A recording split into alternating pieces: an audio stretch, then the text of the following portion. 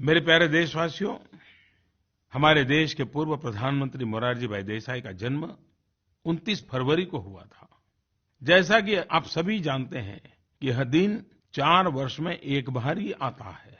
सहज, शांतिपूर्ण व्यक्तित्व के धनी मोरारजी भाई देश के सबसे अनुशासित नेताओं में से थे। स्वतंत्र भारत में संसद में सबसे अधिक बजट पेश करने का रिकॉर्ड मोरारजी भाई देसाई के ही नाम है। मोरारजी देसाई ने उस कठिन समय में भारत का कुशल नेतृत्व किया जब देश के लोकतांत्रिक ताने बाने को खतरा था।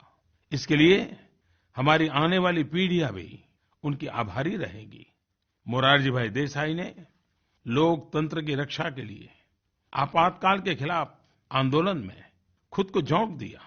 इसके लिए उन्हें वृद्धावस्था में भी भारी कीमत चुकानी पड़ी। उस समय की सरकार ने उन्हें गिरफ्तार कर जेल में डाल दिया।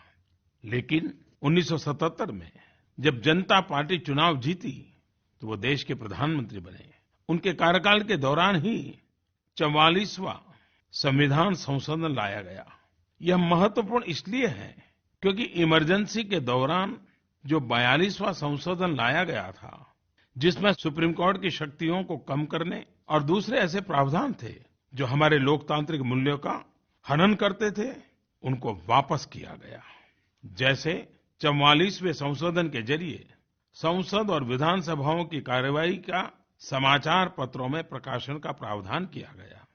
इसी के तहत सुप्रीम कोर्ट की कुछ शक्तियों को बहाल किया गया। इसी संशोधन में यह भी प्रावधान किया गया कि संविधान के अनुच्छेद 20 और 21 के तहत मिले मौलिक अधिकारों का आपातकाल के दौरान भी हनन नहीं किया जा सकता है। पहली बार ऐसी व्यवस्था की गई कि मंत्रिमंडल की लिखित अनुशंसा पर ही राष्ट्रपति आपातकाल की घोषणा करेंगे।